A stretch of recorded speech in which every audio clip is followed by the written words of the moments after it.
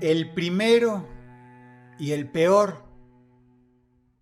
Con esa frase se refieren muchos criminólogos expertos al doctor Henry Howard Holmes, considerado el primer asesino en serie de los Estados Unidos, quien dejó la vara tan alta que muchos lo consideran no solo el primero, sino el peor de todos, de manera tal que su legado es insuperable.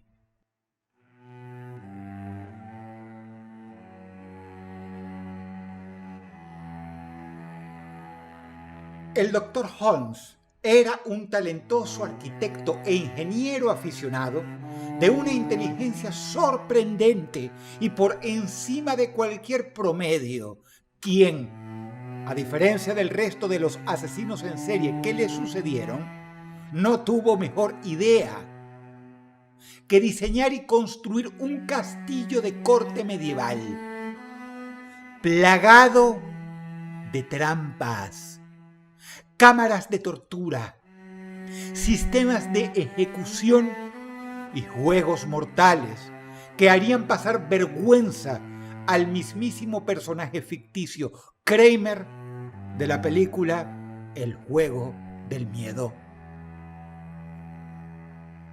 Todo esto sucedió a fines del siglo XIX, cuando el doctor se enteró que en su localidad se llevaría a cabo la Exposición Mundial Colombina de Chicago durante el año 1893.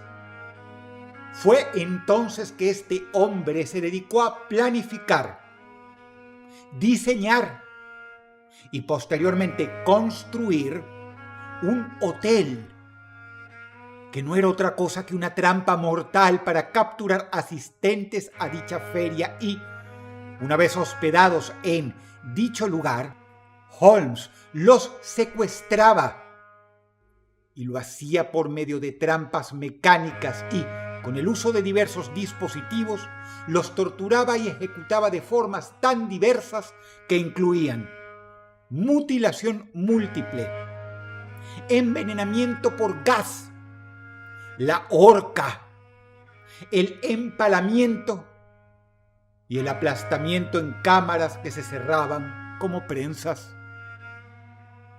Holmes construyó lo que pasaría a la historia como el Holmes Castle y, usando diversas empresas constructoras, las despedía tras poco tiempo a los efectos de que ninguna viera el panorama completo de su obra y dedujera los fines para los que estaban edificando lo que sin dudas fue la cámara de tortura y muerte más completa de toda la historia humana, ya que ni siquiera en la época de la Inquisición fue construido un castillo entero dedicado a matar con el uso de sus mismas instalaciones y habitaciones. Desde un lugar secreto, Holmes tenía mecanismos de control para accionar las múltiples trampas y, en casi todas las habitaciones, contaba con espejos falsos para poder disfrutar de la agonía de sus víctimas, las cuales eran preferentemente mujeres adineradas a quienes luego de matar despojaba de todos sus bienes. Con la llegada de la Feria Mundial a la zona, las víctimas no cesaban de caer al castillo de Holmes, fascinadas por su diseño estilo medieval. Una vez allí, eran aprisionadas en sus habitaciones, donde a veces se les bombeaba un gas venenoso y letal que las hacía morir convulsionando. Otras veces, las paredes se cerraban sobre sí mismas, aplastando a la víctima. Holmes lo veía todo tras los espejos falsos. En algunas de las habitaciones del Holmes Castle se abrían trampas en el piso que conducían a sótanos llenos de púas, donde las víctimas quedaban clavadas y se morían lentamente desangradas en la oscuridad.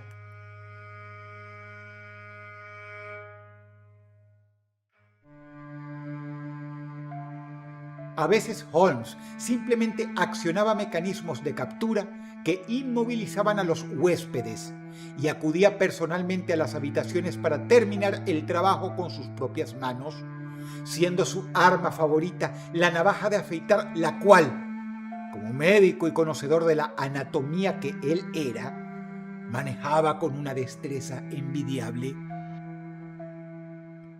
Ojos eran extirpados, lenguas cercenadas, senos seccionados y genitales amputados, todo lo cual era metido en frascos a modo de extraños trofeos que, conservados en formol, decoraban las habitaciones privadas de Holmes, donde estaban los botones y palancas que accionaban los diversos mecanismos de muerte y tortura.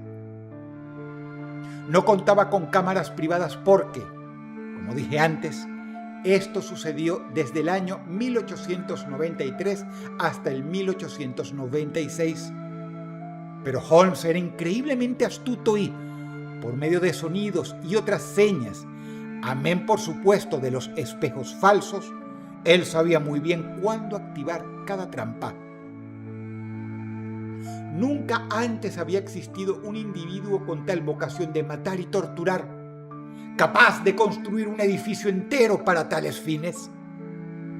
Luego de Holmes, no existió otro igual.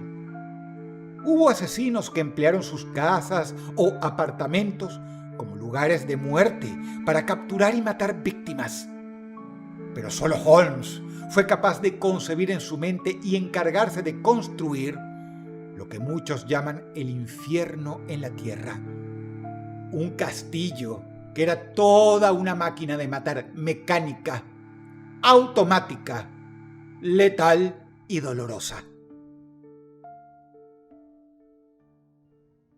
Cuando la exposición mundial terminó, los huéspedes comenzaron a mermar en el hotel de Holmes, por lo cual su economía se vio afectada. Allí cometió su primer y único error: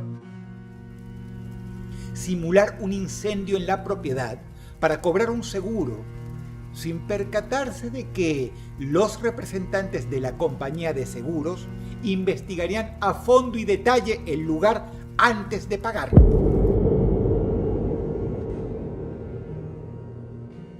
Holmes no sería el primero en intentar una treta así, y la aseguradora lo sabía. Así fue como por accidente descubrieron trozos de seres humanos y máquinas infernales. Holmes huyó y, lejos de su castillo, se las arregló para seguir matando. Pero finalmente fue capturado y llevado a juicio. Él confesó haber matado a unas 25 personas y haber lastimado a otras 50. Sin embargo, la investigación de las cámaras secretas y pasadizos del castillo de Holmes, así como del número de mujeres desaparecidas en el hotel, llevó a las autoridades a establecer el número de víctimas fatales en más de 200 mujeres, todas asesinadas con el empleo de los mecanismos y trampas del castillo. La historia de Holmes parece sacada de una película de horror, con un médico siniestro de protagonista, una casa mecanizada hecha a medida para matar y torturar, y al doctor mismo accionando palancas y trampas letales para ver, tras bambalinas, el sufrimiento de cada víctima. Es de esos casos que, aún estando absolutamente documentados, cuesta creer el grado de maldad y crueldad necesarios para llegar a invertir años en edificar algo que servirá para quitar vidas de la peor manera. Algo que solo puede describirse como absolutamente depravado. El doctor Holmes fue condenado a muerte por el Tribunal de Filadelfia y ahorcado el 7 de mayo de 1896. Tenía al morir solamente 34 años y da escalofríos el pensar los hechos que hubiera añadido a su prontuario de haber vivido hasta una edad más avanzada.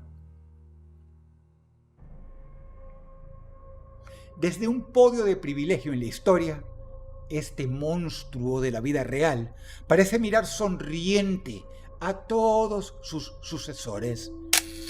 Ted Bundy, Jeffrey Dahmer, Richard Ramírez e incluso Ed Gein, como si fueran simples aficionados que jamás podrían llegar a acercarse a su grado de planificación, ejecución, maldad y crueldad.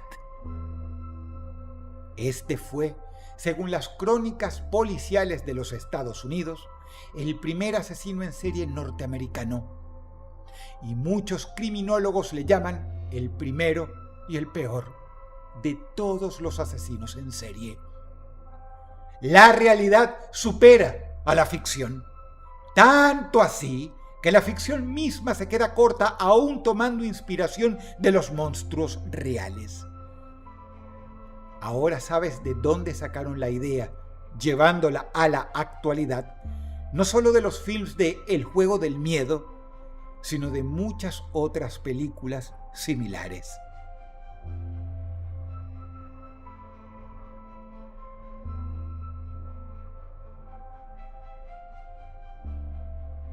Si el video te gustó, apreciaría mucho tu like y que comentaras algo. Siempre te leemos. Te ha hablado Dross y te deseo buenas noches.